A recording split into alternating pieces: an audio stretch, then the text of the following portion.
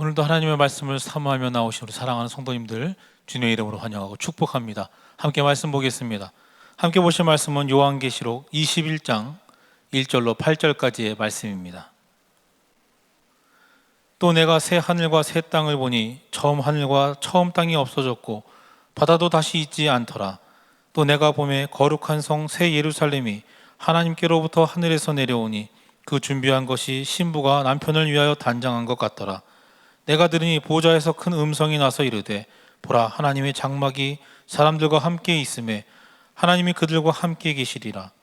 그들은 하나님의 백성이 되고 하나님은 친히 그들과 함께 계셔서 모든 눈물을 그 눈에서 닦아주시니 다시는 사망이 없고 애통한 것이나 곡하는 것이나 아픈 것이 다시 있지 않냐리니 처음 것들이 다 지나갔음이로라.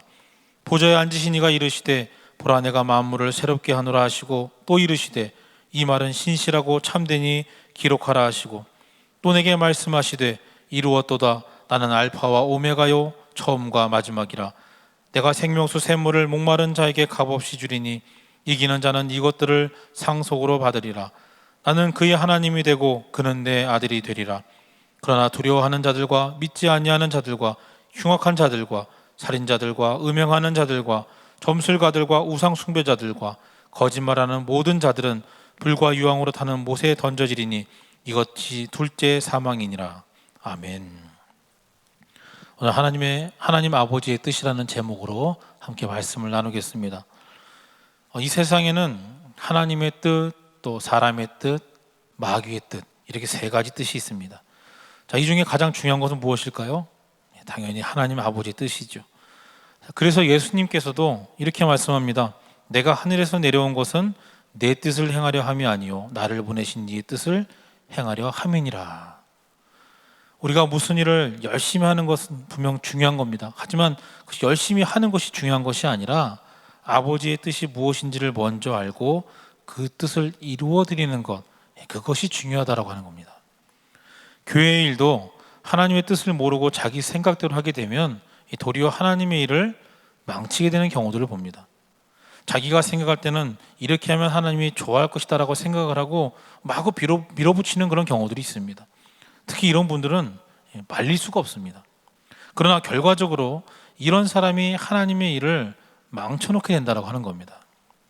자, 예수님도 마태복음 7장에서 주여 주여 하는 자가 아니라 하늘에 계신 아버지의 뜻대로 행하는 자라야 천국에 들어간다라고 그렇게 말씀을 하고 있습니다. 아버지의 뜻을 모르고 하는 것, 그것은 선지자 노릇을 하던 귀신을 내어쫓던 어떤 능력을 행해도 다 하나님 앞에선 다 무효인 겁니다.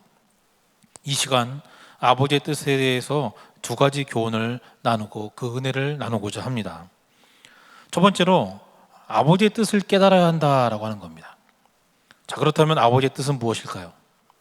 사람이 무슨 일을 할 때 그냥 막 하는 경우도 있지만 대부분 계획을 세워서 하죠. 계획을 세워서 하는 것처럼 하나님도 계획 가운데서 역사를 움직이신다라고 하는 겁니다.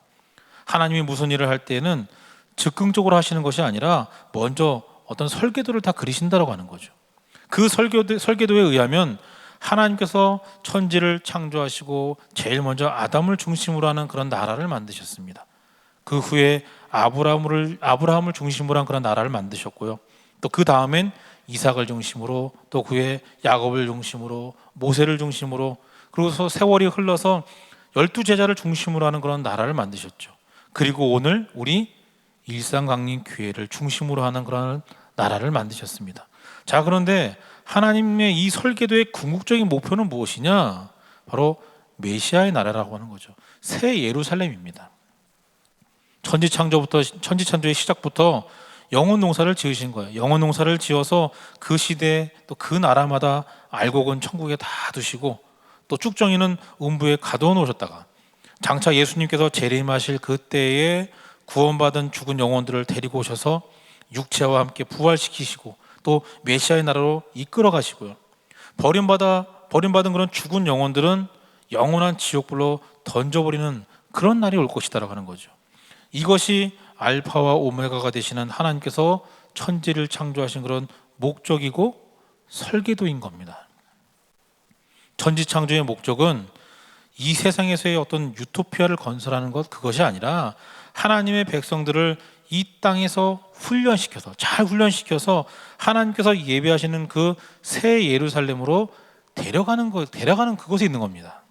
이 땅은 단지, 그래서 천국 백성들의 굳이 표현하자면 훈련소에 불과하다라고 하는 겁니다.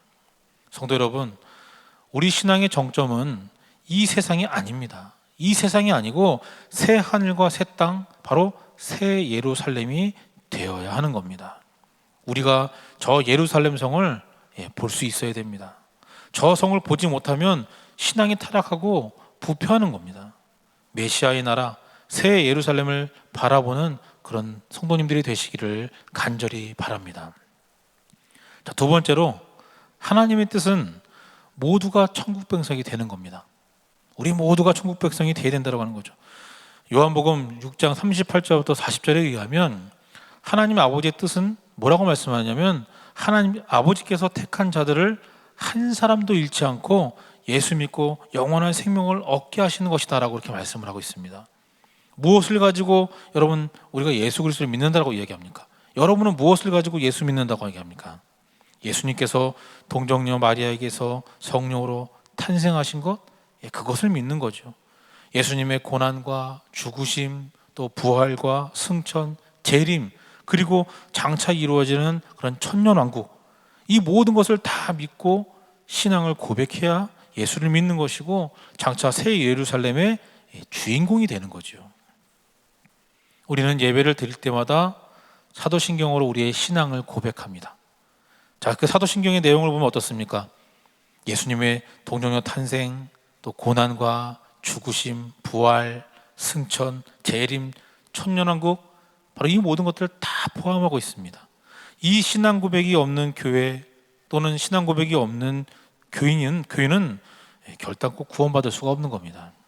오늘날 예수를 믿는다고 하면서 잘못된 신앙을 가진 사람들이 너무나도 많이 있습니다. 전세적으로 이 땅에서 받는 그런 축복과 위로를 목적으로 신앙생활하는 그런 사람들이 많이 있다고 하는 겁니다.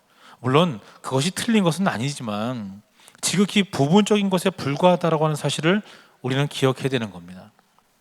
진짜 예수 믿는 목적은 예수님의 탄생과 고난과 죽으심과 부활과 승천, 재림, 그 모든 것을 믿으며 장차 새 예루살렘에서 천국 백성이 되는 겁니다. 마태복음 6장 33절, 그런즉 너희는 먼저 그의 나라와 그의 의를 구하라, 그리하면 이 모든 것을 너희에게 더하시리라고 말씀합니다. 하나님께서는 우리가 무엇을 필요로 하고 있는지 다 알고 계십니다. 먼저 그의 나라와 그의 의를 구하라고 말씀하시니 우리는 그것을 구하면 되는 겁니다. 사랑하는 성도 여러분, 2020년의 마지막 날입니다. 다가오는 새해에는 이 땅에서 무엇을 먹을까, 무엇을 입을까, 무엇을 마실까가 아니라 저 영원한 나라, 새 하늘과 새 땅, 새 예루살렘을 바라보며 하나님의 뜻을 이루기 위한 목표를 가지고 시작하는 그런 복된 새해가 되고 거룩한 성도가 되시기를 주님의 이름으로 간절히 축원합니다. 함께 기도하겠습니다. 사랑과 은혜가 충만하신 하나님, 지난 한 해 동안 우리들을 지켜주시고 은혜 가운데 살게 하시니 감사를 드립니다.